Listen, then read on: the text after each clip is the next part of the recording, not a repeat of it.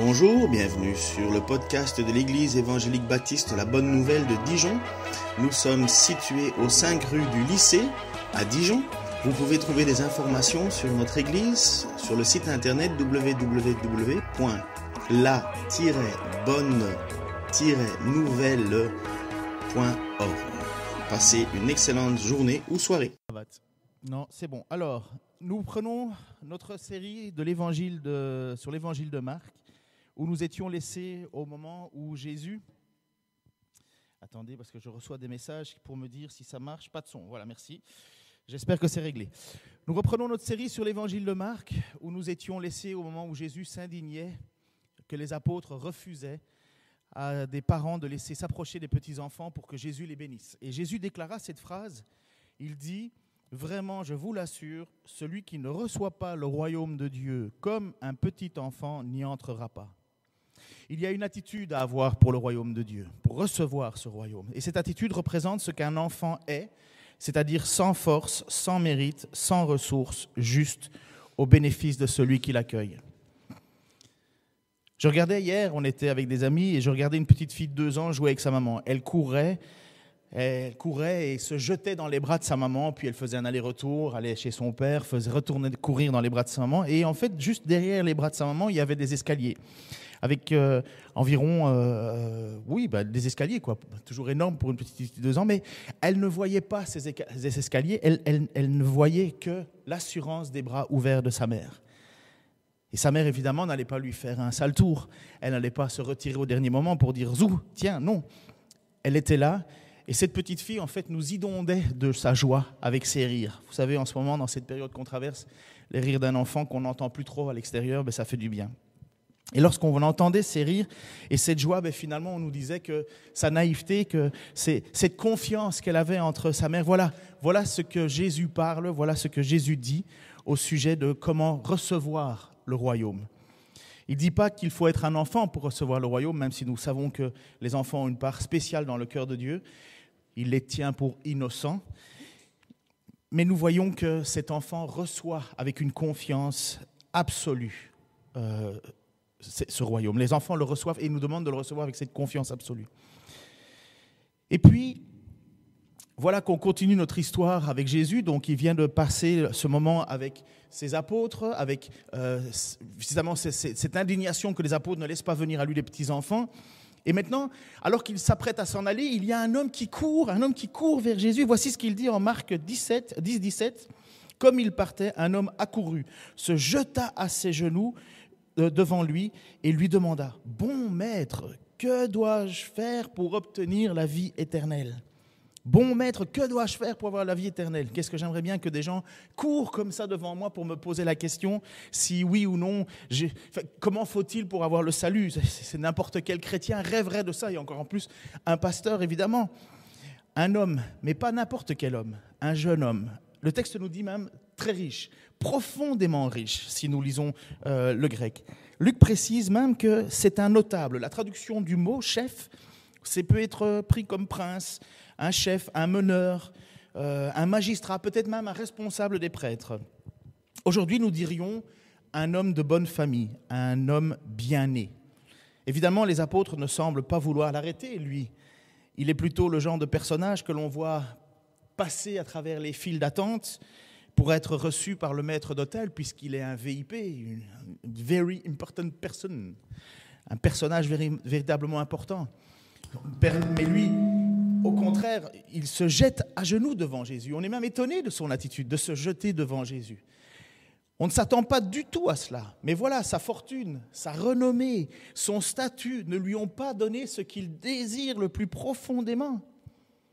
Il ne sait toujours pas comment faire pour avoir la vie éternelle. Et apparemment, cette question est plus importante que tout, puisqu'il se jette aux pieds de Jésus. Il court, même le texte nous dit, ce qui n'est pas normal à son statut. On ne court pas. Je me souviens un jour, j'étais au Sénégal et c'était encore à l'époque des appareils photo avec les films dedans. Et j'avais oublié de mettre la pellicule. Et j'étais en train de discuter avec des jeunes dans la rue. Et à un certain moment, je dis, mince, j'ai oublié de mettre de la pellicule dans mon appareil photo. Attendez, je reviens. Et j'étais parti en courant pour aller chercher la pellicule photo. Et puis j'étais revenu. Et à un certain moment, ils m'ont regardé, mais tout est bêtise, en me demandant, mais pourquoi tu cours? Tu sais comment on dit chez nous, tu fais l'avion par terre. Et là, j'étais tout étonné parce que courir, c'est quelque part, pour certains, en tout cas, nous savons à cette période-là, de cette région-là, du monde, ça ne se faisait pas quand on était notable. On prend son temps. Et puis en même temps, se jeter aux pieds de Jésus. C'est comme si Neymar, pour ceux qui aiment le football, ou Lewis Hamilton, pour moi qui aime la Formule 1, ou n'importe quel personnage célèbre vient vers vous et se jette à terre et vous supplie de vous lui expliquer le plan du salut. Et la réponse de Jésus est étonnante, comme toujours, comme toujours. Pourquoi m'appelles-tu bon? Verset 18-19. Jésus lui répondit, personne n'est bon, sinon Dieu seul. Premièrement, Jésus recadre cet homme. C'est encore une fois ce qui nous surprend dans l'attitude de Jésus. Jésus n'est pas un bon maître, il ne prodigue pas des bons conseils, il n'est pas un bon guide. Il est le Messie, il est Emmanuel, il est Dieu fait homme. Jésus voit bien dès le départ que ce jeune homme ne cherche pas Dieu pour sa vie. Non, il cherche quelqu'un qui l'aidera à mettre plus de Dieu dans sa vie. Il ne cherche pas Dieu, il cherche à mettre du Dieu dans sa vie, à augmenter son niveau de spiritualité, à chercher, oui c'est vrai, cette vie éternelle, mais il est convaincu que cette vie éternelle, il va l'avoir par ses propres efforts. Jésus voit bien que c'est juste de la discipline religieuse qu'il attend. Et qu'est-ce que Jésus va faire? Il va faire quelque chose qui est impensable, puisque Jésus vient pour nous parler d'être sauvé par la grâce et non pas d'être sauvé par la loi, mais il va lui rappeler à la base, il dit, mais tu connais les commandements, c'est dans le chapitre 10, toujours, verset 19, mais tu connais les commandements, ne commets pas de meurtre, ne commets pas d'adultère, ne vole pas, ne porte pas de faux témoignage, ne faites pas de tort à personne, honore ton père et ta mère. Et là, honnêtement, chacun d'entre nous, on se dit, mince, voler, j'ai déjà fait. Le texte dit ne commets pas de meurtre, mais Jésus va nous rappeler que sur le sermon de la montagne, que celui qui se met en colère contre quelqu'un a déjà commis un meurtre. Bon, j'ai déjà tué pas mal de gens alors. Ne commets pas d'adultère, je n'ai jamais trompé ma femme, merci Seigneur, mais il est dit, Jésus nous dit aussi que celui qui convoite une femme en la regardant a déjà commis l'adultère. Ah ben là, c'est foutu pour moi, désolé. Ne porte pas de faux témoignages. J'ai déjà favorisé mon ami dans des situations pareilles. J'ai pas menti, mais j'ai pas tout dit. Ça m'est arrivé. Ne fais de tort à personne. Ouh là là, j'en ai fait du tort. Honore ton père et ta mère. Alors je ne sais pas s'ils me regardent sur YouTube. Peut-être, mais ils savent très bien, je sais très bien que je ne les ai pas honorés tout le temps.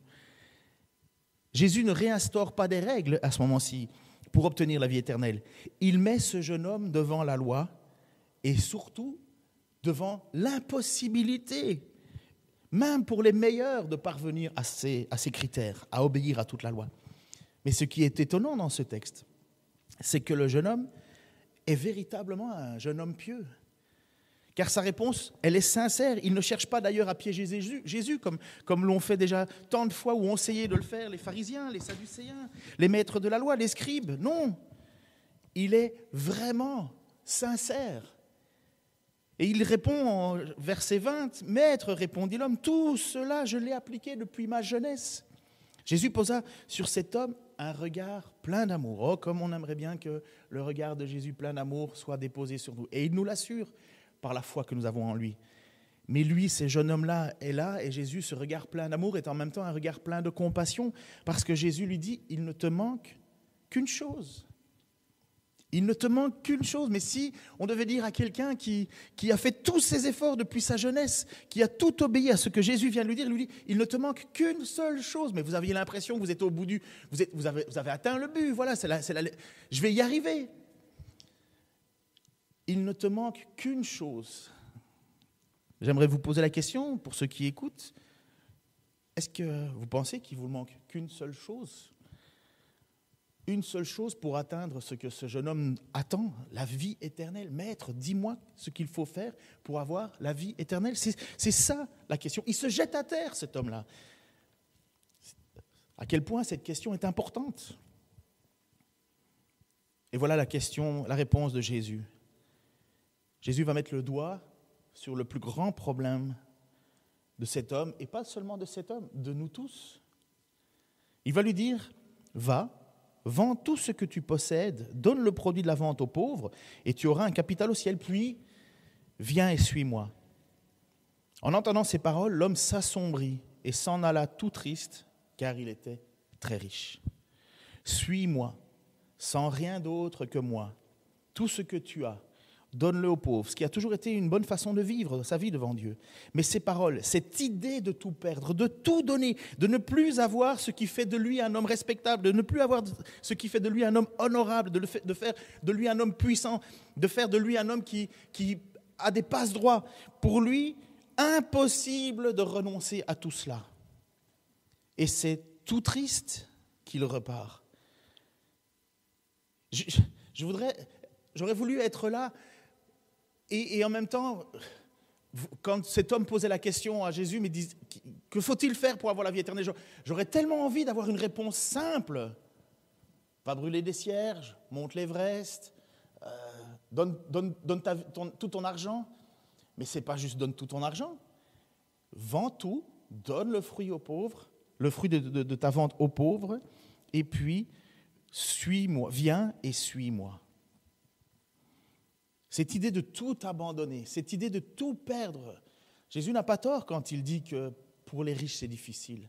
Pour un pauvre, tout perdre, que peut-il perdre vraiment ? Qu'est-ce qui le retient ? Alors, ce n'est pas que les riches n'ont pas le droit d'arriver au ciel, pas plus que les pauvres d'ailleurs. Mais il y a des choses que certains ne veulent absolument pas perdre. Et voici certainement l'enseignement de Jésus pour nous. Et bien sûr l'entièreté, mais voilà ce que je crois sur lequel Jésus veut attirer le regard de ses apôtres.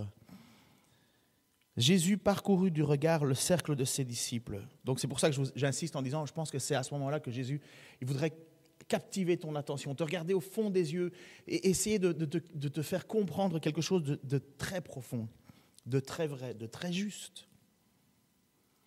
Il dit qu'il est difficile à ceux qui ont des richesses d'entrer dans le royaume de Dieu. Qu'il est difficile à ceux qui ont des richesses d'entrer dans le royaume de Dieu. Et nous sommes tous riches. Je pense que le seuil de pauvreté est à quelque chose comme $13, je crois, par jour. Je pense qu'on est riche. Il y a des gens qui vivent avec moins $1 par jour. Jésus parcourut le regard du cercle de ses disciples, puis leur dit qu'il est difficile à ceux qui ont des richesses d'entrer dans le royaume de Dieu. Cette parole les surprit, mais Jésus insista, « Oui, mes enfants, qu'il est difficile d'entrer dans le royaume de Dieu. Il est plus facile à un chameau de passer par le trou d'une aiguille qu'à un riche d'entrer dans le royaume de Dieu. » Oui, mes enfants, qu'il est difficile d'entrer dans le royaume de Dieu. Et c'est vrai que c'est difficile d'entrer dans le royaume de Dieu. Ce n'est pas juste une prière où on lève la main après une grande campagne où quelqu'un aura donné tout son cœur, son âme pour nous parler de Dieu. Ce n'est pas lever sa main qui me fait rentrer dans le royaume de Dieu, puisque Jésus nous dit que c'est difficile. Ce n'est pas une prière sur Internet qui me fait rentrer dans le royaume de Dieu. Ce n'est pas ça. Ça l'est aussi, mais ce n'est pas ça. C'est tout abandonner, tout perdre pour suivre Jésus. Voici ce qu'il dit. Il l'a dit au chapitre 8, versets 34 et 37. Souvenons-nous, ce n'est pas tellement loin de où on est aujourd'hui. Jésus a dit ceci. Là-dessus, Jésus appela la foule, ainsi que ses disciples, et il leur dit, « Si quelqu'un veut me suivre, qu'il renonce à lui-même, qu'il se charge de sa croix et qu'il me suive. En effet, celui qui est préoccupé de sauver sa vie la perdra, mais celui qui perdra sa vie à cause de moi et de l'Évangile la sauvera. Si un homme parvenait à posséder le monde entier, à quoi cela lui servirait-il s'il perd la vie ? Et que peut-on donner pour racheter sa vie ? » D'abord, il n'y a personne qui va sous-évaluer le prix de sa vie. Si je te demandais combien tu vaux, je pense que ça dépasserait les 100 000 euros. Personne ne va évaluer sa vie à 75 euros, peut-être, ou pour faire une promotion à 79,99. Personne n'évaluera sa vie comme ça. Mais combien coûte une vie ? Ça coûte combien une vie ? Et est-ce que j'aurai assez d'argent pour acheter ma vie devant Dieu ? Et voilà ce que Jésus dit. Si un homme parvenait à posséder le monde entier, pour le moment, celui qui est le plus riche, je crois que c'est le gars d'Amazon. Je pense qu'il va, avec ce qui se passe en ce moment, il va gagner encore un peu plus. Mais à quoi cela sert-il s'il perd sa vie?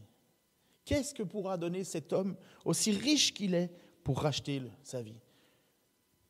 On a tous été un peu surpris à l'époque de Steve Jobs, ce génial créateur, ce designer et en même plus qui a fait des iPads et compagnie. Vous le connaissez?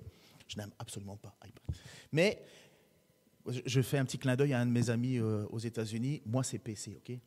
Et parce que lui, il est Mac. Mais comment je pourrais aduler une pomme croquée, symbole du péché? Marc, c'est pour toi. Vous vous souvenez tous de cet homme, Steve Jobs? Et on n'y croyait pas trop qu'il allait mourir finalement. Mais quand on a commencé à regarder des photos, parce que vous savez, aujourd'hui avec Internet, on se passe tout, et qu'on l'avait amoindri, amaigri, ben là, on s'est rendu compte que même sa richesse, même sa fortune, alors qu'il s'est certainement offert les meilleurs médecins du monde, il n'a pas pu sauver sa vie, il ne l'a pas. Mais alors devant Dieu, qu'est-ce qu'il va faire? Ce jeune homme ne voulait pas renoncer à lui-même, il ne voulait pas renoncer à ses richesses. Malgré sa quête spirituelle authentique, sincère, il reste à la porte. Il n'en est pas loin, mais il est du mauvais côté de la porte. Et c'est une grande tristesse pour lui.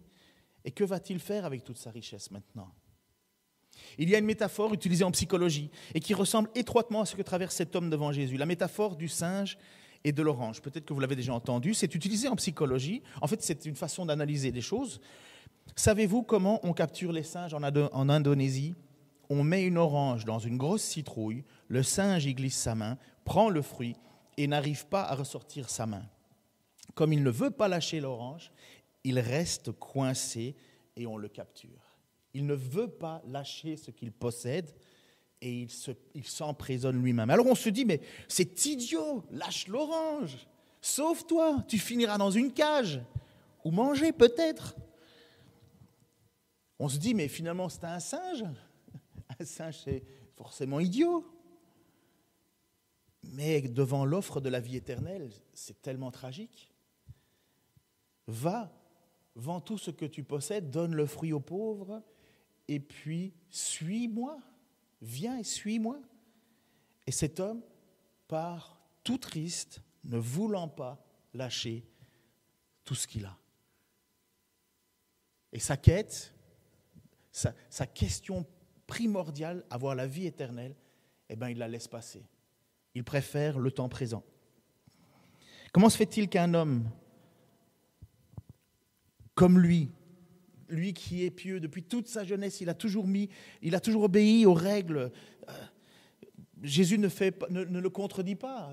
Il ne dit pas non, tu ne l'as pas fait. Il écoute ce jeune homme qui dit oui, j'ai obéi à mes parents, oui, j'ai pas dit de tort, j'ai pas fait de mal, j'ai pas commis d'adultère, j'ai pas commis de meurtre, j'ai pas fait tout ça depuis ma jeunesse, j'ai obéi à toutes ces choses-là.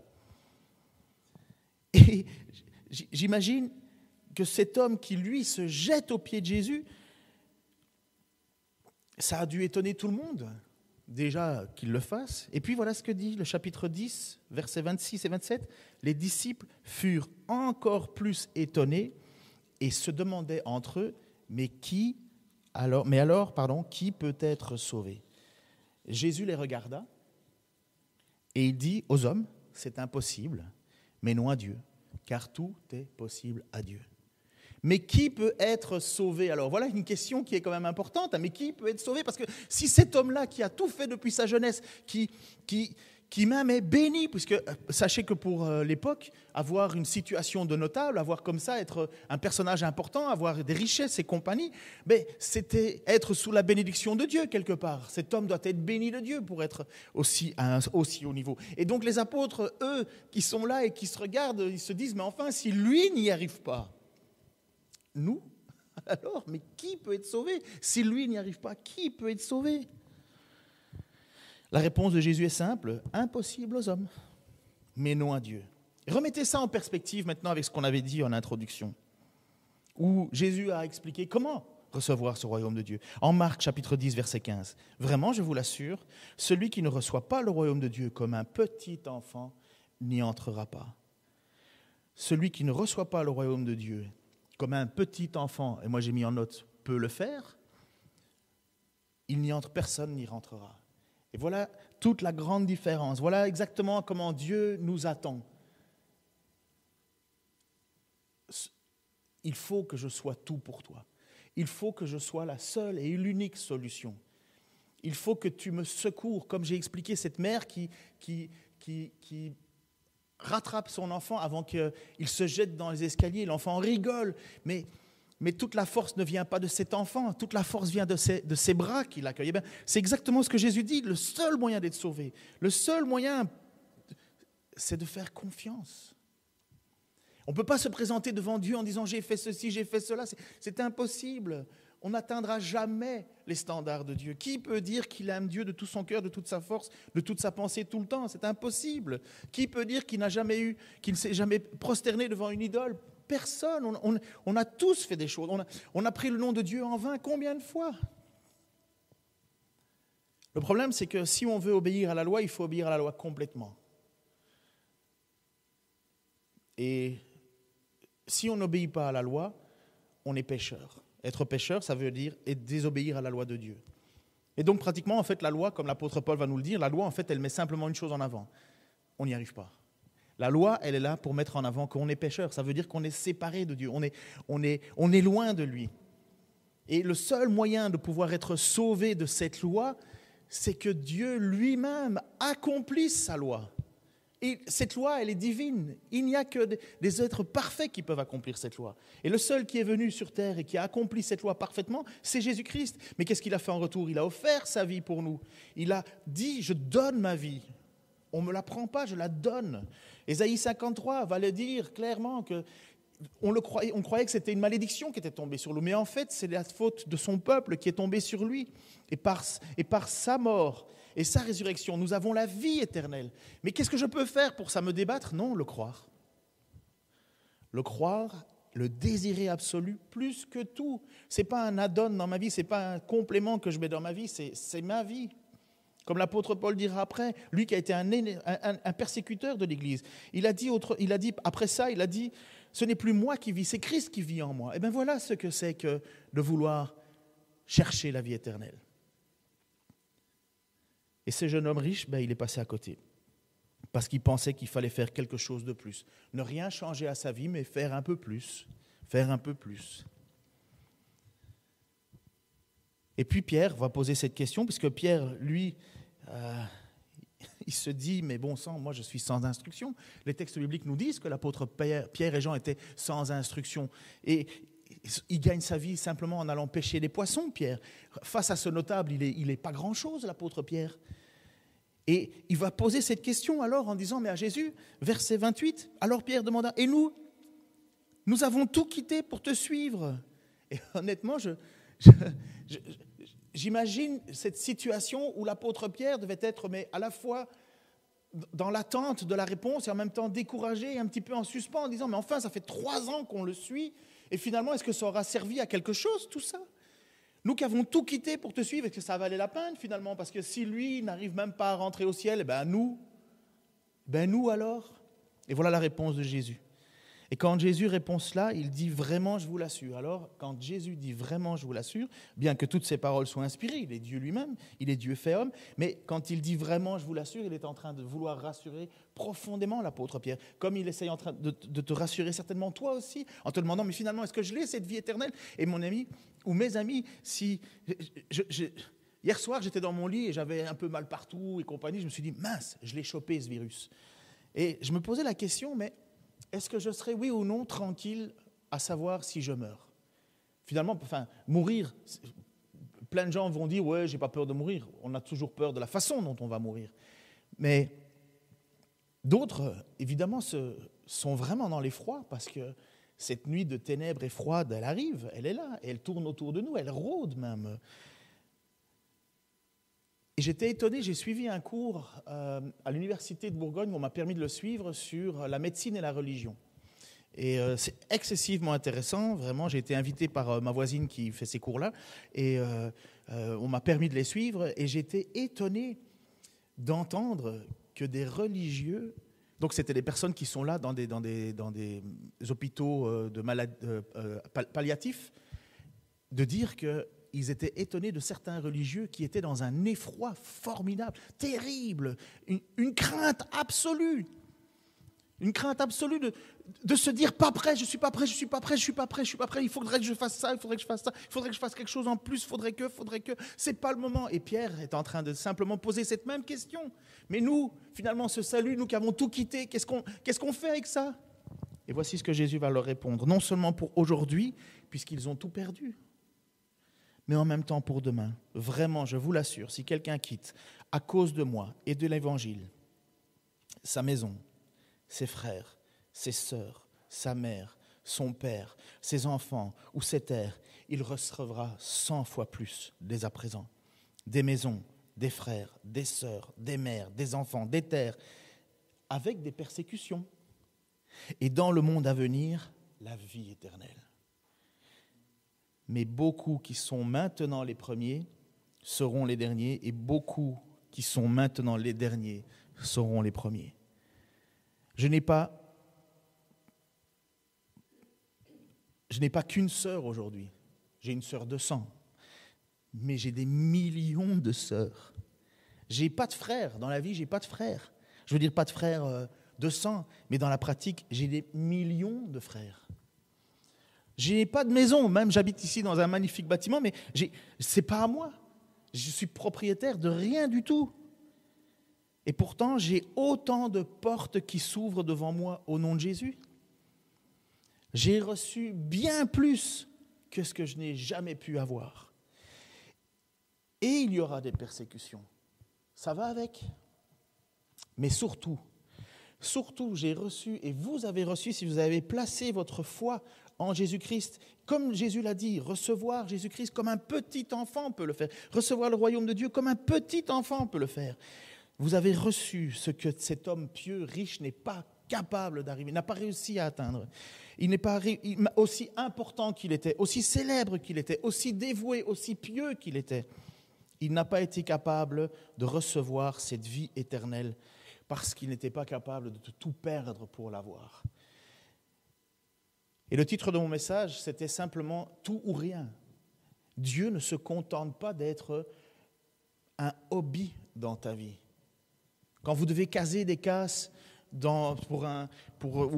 remplir dans votre curriculum vitae quelles sont vos passions, si vous marquez passion ou passe-temps ou temps libre chrétien, ça ne marche pas. Ça ne marche pas, c'est pas dans le temps libre. C'est presque dans notre nom de famille qu'on devrait l'écrire. C'est ce que nous sommes. Et oui, je peux le dire sans vraiment me vanter de quoi que ce soit, parce que ce que j'ai, je ne l'ai pas mérité, ce n'est pas le fruit de mon travail ou quoi que ce soit, j'ai simplement accepté. Mais il y a une chose que j'ai que cet homme riche n'a pas, j'ai la vie éternelle. Je ne la mérite pas, mais je l'ai. Je n'ai pas fait des efforts pour ça. J'ai reconnu que j'étais pécheur. J'ai reconnu que j'avais besoin de Dieu. J'ai reconnu que j'avais besoin que quelqu'un paye la dette de mes fautes, parce que je pouvais, si Dieu comptait mes fautes, mais ça ne serait jamais fini. Mais j'ai ce que cet homme aussi important pouvait être, il ne l'a pas, et moi je l'ai. Je l'ai, cette vie éternelle. Et si tu as placé ta foi en Jésus-Christ, et si Jésus-Christ est ton Seigneur et ton Sauveur, si tu déclares de ta bouche que Jésus est ton Seigneur, et si tu déclares, et si tu crois dans ton cœur que Dieu l'a ressuscité d'entre les morts, mais tu es sauvé, veut dire l'apôtre Paul. Mais après ça, ce n'est pas simplement une petite déclaration, lever une main, c'est dire, voilà, ma vie d'autrefois, c'est fini. Ma vie d'autrefois, elle est enterrée avec Christ, mais je suis ressuscité avec lui. On est ressuscité pour une nouvelle vie. Je suis déjà ressuscité, c'est bizarre, je m'attendais à autre chose, mais je suis déjà ressuscité, mais c'est le déjà et le pas encore. Et voilà pourquoi je sais une certaine, si jamais je devais mourir, je sais qui m'accompagnera lorsque je fermerai les yeux, et je sais qui m'accueillera lorsque je les réouvrirai de l'autre côté. Cet homme riche, il ne savait pas comment faire pour avoir cette vie éternelle. Aujourd'hui, tu peux être certainement le dernier. Tu as peut-être tout perdu à cause de l'Évangile. Mais le jour où Jésus reviendra, tu feras partie de ceux qui recevront la couronne de gloire. Comme dit Paul, tu auras, et j'espère que tu le feras, combattu le bon combat. Tu auras gardé la foi. Et tu seras récompensé. Déjà, dans ce monde-ci, tu as une famille que tu n'avais même pas imaginé avoir. Et de l'autre côté, tu as une vie éternelle que tu n'aurais jamais pu mériter recevoir. Seigneur, je te remercie pour ta grâce envers nous. Je te remercie pour ton amour. Je te remercie pour ta compassion. Je te remercie pour ces vérités que tu nous dis, Seigneur. Je te remercie pour ta parole qui est une lampe à nos pieds, une lumière sur notre sentier. Je te prie, Seigneur, qu'à travers ce message, il y ait des personnes qui ne te connaissent pas et qui te cherchent désespérément puissent entendre et comprendre ce que c'est que de recevoir le royaume. Seigneur, je te remercie pour cet exemple de ce jeune homme riche. Et Seigneur, je suis triste qu'il s'en alla tout triste, alors que tu lui as dit, il ne te manque pas grand-chose.